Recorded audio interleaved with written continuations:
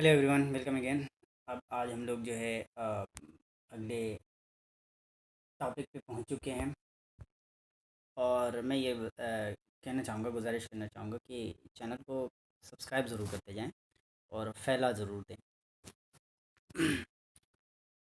अगला जो टॉपिक है, हम लोग ऑप्टिकल फाइबर पढ़ रहे थे, लेसन नंबर 4 लेज़र पढ़ रहे थे। लेज़र में हम लोगों ने लेज़र पढ़ लिया था, लेज़र के बाद ऑप्टिकल फाइबर पढ़ लिया था। ऑप्टिकल फाइबर में ही एक टर्म है, जो टर्म थे वो पढ़ रहे थे हम लोग। तो एक टर्म है V number. What is this V number? इसका दूसरा नाम नॉर्मलाइज्ड फ्रीक्वेंसी भी है या कट ऑफ पैरामीटर भी इसको कहते हैं। क्यों कहते हैं नॉर्मलाइज्ड फ्रीक्वेंसी और क्यों कहते हैं कट ऑफ पैरामीटर, ये भी देखेंगे। पहले देखते हैं कि ये वी नंबर होता क्या है। ठीक है, वी नंबर क्या होता है? तो जो वी नंबर होता है वो एक डायमेंशनलेस नंबर होता है, जो कि कितने नंबर ऑफ मोड्स किसी ऑप्टिकल फाइबर से गुजरेंगे, कितने मोड्स किसी ऑप्टिकल फाइबर से गुजरेंगे, ये डिनोट करता है। एक साथ ऑप्टिकल फाइबर से नंबर ऑफ मोड्स गुजर सकते हैं। तो कितने नंबर ऑफ मोड्स जो है वो किसी ऑप्टिकल फाइबर से गुजरेंगे, प्रोपागेट होंगे, ये बताता है। ये इसका फॉर्मूला है। और जहाँ पर आर जो है वो कोर का, हम लोगों ने जो पढ़ा था, ऑप्टिकल फाइबर पढ़ा था, तो पढ़ा था ना कि अंदर कोर होता है, उसके बाद क्लैडिंग होता है, फिर बफर होता है, फिर उसके बाद जैकेट होता है, ऐसे। तो जो कोर का, ये जो सबसे अंदर वाला पार्ट जो, जिसको हम लोग ऑप्टिकल फाइबर कहते हैं, जो बीच में कोर होता है, उसका जो है रेडियस है आर। ठीक है। और लेमडा जैसे वेवलेंथ होता है, वेवलेंथ जो लाइट जो उससे पास करा रहे हैं, वो वेवलेंथ है, उसका वेवलेंथ है लेमडा। और ये तो हमें पता है, root under N one square into square. ये क्यों मैंने बोला पता है? पिछला वाला लेक्चर देखेंगे तब आपको पता चल जाएगा ये क्या है। तो है, अगर ऑब्जेक्टिव क्वेश्चन पूछा तो ये पूछ सकता है कि वी नंबर इज़, और दे देगा डायमेंशन लेस। या फिर पूछ सकता है यूनिट ऑफ वी नंबर, अब वो डायमेंशन ऑफ वी नंबर, तो देगा डायमेंशन लेस। क्योंकि यूनिट होता ही नहीं है, डायमेंशन लेस एक नंबर है, तो इसका क्या डायमेंशन हो सकता है? एक नंबर है। तो ये पूछ सकता है, दूसरा फार्मूला पूछ सकता है। ठीक है। और चलते हैं, तो ये अपना ये मैं बता भी देता हूँ अभी। एक्सेप्टेंस एंगल है, तो ये पूछ एक्सेप्टेंस हाँ, एक्सेप्टेंस एंगल है, तो ये पूछ सकता है कि एक्सेप्टेंस एंगल जो होता है उस पर डिपेंड करता है कि नहीं करता है। तो जाहिर सी बात है, आप देखें इधर डायरेक्टली प्रोपोर्शनल है। जितना वी नंबर एक्सेप्टेंस एंगल बढ़ता जाएगा उतना वी बढ़ता जाएगा। और लेमडा, लेमडा के इन्वर्सली प्रोपोर्शनल दिख रहा है ना। और रेडियस के फिर से डायरेक्टली प्रोपोर्शनल दिख रहा है। तो ये क्वेश्चन भी पूछा जा सकता है कि V number is dot dot dot to R दिया रहेगा, directly proportional, inversely proportional, not proportional, equal, not equal, ऐसा कुछ भी दिया रहेगा। ठीक है, चार ऑप्शन। तो आर के डायरेक्टली प्रोपोर्शनल है, और इसके डायरेक्टली प्रोपोर्शनल है, इसके इन्वर्सली प्रोपोर्शनल है। ठीक है, आगे बढ़ते हैं तो देखते हैं वी नंबर को कट ऑफ पैरामीटर क्यों बोलते हैं। वो हमको पता चल जाता है कि जब वी नंबर जो है 2.405, वी की वैल्यू जो है 2.405 से कम आती है या उसके बराबर आती है, तो उसको हम सिंगल मोड फाइबर कहते हैं। उस फाइबर को सिंगल मोड फाइबर कहते हैं। जबकि उससे ज़्यादा आती है तो वो मल्टी मोड फाइबर हो जाता है। ठीक है। तो इसका मतलब ये है कि इससे सिंगल सिंगल मोड फाइबर मतलब एक ही मोड गुजर सकता है उस ऑप्टिकल फाइबर से, अगर उसका वी नंबर 2.405 है या उससे कम है। और अगर वी की वैल्यू 2.405 से ज़्यादा आ गई तो उससे मल्टीपल मल्टीपल मोड्स गुजर सकते हैं। इस ये एक कट ऑफ है, एक नंबर है जिसके नीचे और जिसके ऊपर डिफाइन किया जा रहा है, इसलिए इसको कट ऑफ पैरामीटर भी बोलते हैं।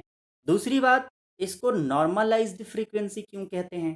तो देखिए, वी की वैल्यू जो होती है वो होती है omega R C into N one square minus N two square. ये कैसे होती है? इसको जब सोल्व करेंगे तो देखिए, ओमेगा इज इक्वल क्या होता है? 2 पाई न्यू। हमने पढ़ा है एंगुलर वेलोसिटी, एंगुलर फ्रीक्वेंसी जो होती है, एंगुलर फ्रीक्वेंसी 2 पाई न्यू के बराबर होती है। तो 2 pi new, 2 pi new by lambda, sorry lambda भूल गया था मैं, 2 पाई न्यू बाई लेमडा हो गई। और इसी तरह से न्यू की जगह पर हम लोग क्या लिख सकते हैं? न्यू की जगह पर हम लोग C by lambda, sorry 2 pi nu होती है, न्यू की जगह पर हम लोग सी बाई लेमडा लिख सकते हैं। या ये यहाँ पर लेमडा नहीं होगा, यहाँ पे होएगा सी बाई लेमडा। तो सी से सी कट जाएगा, और यहाँ पे थोड़ा सा सुधार लीजिएगा, 2 पाई न्यू होगा, यहाँ पे नहीं होएगा ये लेमडा, यहाँ पे होएगा, ठीक है। तो 2 पाई न्यू की जगह पर सी बाई लेमडा लिख सकते हैं, तो ऊपर में सी और नीचे में लेमडा लिख दिया, तो क्या हो गया, सी से सी कट गया, और सी से सी जब कट जाएगा तो क्या आ जाएगा, 2 पाई r बाई लेमडा, जो कि अपना फॉर्मूला था, इंटू रूट अंडर n1 का स्क्वायर, इन सब में स्क्वायर छूट गया है, n1 का स्क्वायर माइनस n2 का स्क्वायर, है ना, n1 का स्क्वायर माइनस n2 का स्क्वायर। तो ये फार्मूला थोड़ा सा छूट गया है या मिट गया है, मुझे समझ में नहीं आ रहा है। यहाँ पर लेमडा नहीं, ये बल्कि यहाँ पर होएगा, और n1 में स्क्वायर यहाँ छूटा है, ये n2 होएगा, और यहाँ n1 में स्क्वायर छूटा है, तो ये थोड़ा सा सुधार लीजिएगा, ठीक है। आगे बढ़ते हैं और देखते हैं कि रिलेटिव इंडेक्स के फॉर्म में एक और फॉर्मूला होता है, जहाँ पर कि 2 pi r by lambda into n1 root under 2 del, del को रिलेटिव इंडेक्स कहते हैं, ये भी फॉर्मूला होता है। तो क्वेश्चन में डायरेक्ट फार्मूला भी पूछा जा सकता है, और ये भी पूछा जा सकता है कौन किसके डायरेक्टली प्रोपोर्शनल है, कौन इन्वर्सली प्रोपोर्शनल है, ये भी पूछा जा सकता है।